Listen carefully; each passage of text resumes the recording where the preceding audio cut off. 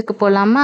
வாங்க. இன்னைக்கு Friday. So evening ஒரு 7 to 8 மடமடட் கிளம்பி ஃபேமிலியோட நான், என் ஹஸ்பண்ட், என் பையன் 3 பேருமே பக்கத்தில் இருக்கிற மாரியம்மன் கோயிலுக்கு கிளம்பியாச்சு. இது ஆடி மாதங்க. மாரியம்மன் இல்லை, அம்மன். பொதுவாக இந்த மாதம் வந்து ரொம்பவே பிஸியாக இருப்பாங்க.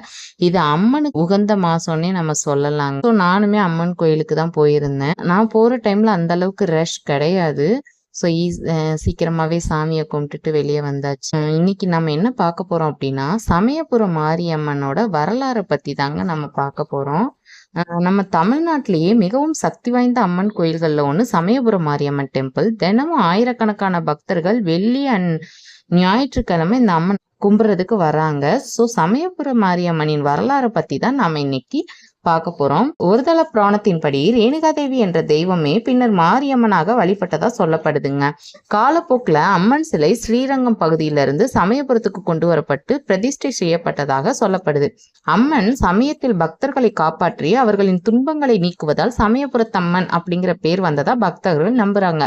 இந்த கோவில்ல இருக்கும் மூலவர் சிலை சாதாரண கல்லால் செய்யப்பட்டது கிடையாது. மண், மூலிகை மற்றும் பல புனித பொருட்களால் உருவாக்கப்பட்டதா சொல்லப்படுது. அதனாலதான் இன்னைக்கு மூலவர் சிலைக்கு ஸ்ட்ரைட்டா அபிஷேகம் செய்யப்படுறது கிடையாது. அதுக்கு பதிலாக உற்சவர் சிலைக்கு அபிஷேகம் பண்ணப்படுது.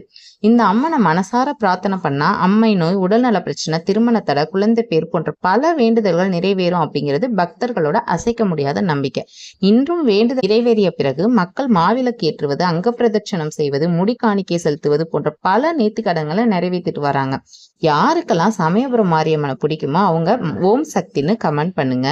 நீங்க அந்த அம்மன் கிட்ட கண்டிப்பா ஏதோ ஒன்று ப்ரேயர் பண்ணியிருப்பீங்க, ஏதோ ஒரு வேண்டுதல் வச்சிருப்பீங்க. அப்படி வேண்டுதல் வச்சு உங்களுக்கு அது சக்சஸ்ஃபுல்லா நடந்திருக்கு அப்படின்னா மறக்காம நம்ம பேஜ்ல கமெண்ட் பண்ணுங்க. ஓகே கைஸ், இந்த வீடியோ உங்களுக்கு பிடிச்சிருந்தால் லைக் அண்ட் ஷேர், மறக்காம நம்ம சேனலை சப்ஸ்கிரைப் பண்ணிக்கோங்க. அப்போதான் இந்த மாதிரி இன்ட்ரெஸ்டிங்கான வீடியோஸ் உங்களுக்கு நோட்டிஃபிகேஷனாக வரும். வேற ஒரு நல்ல வீடியோஸ்ல பார்க்கலாம். தேங்க்யூ. Love you all.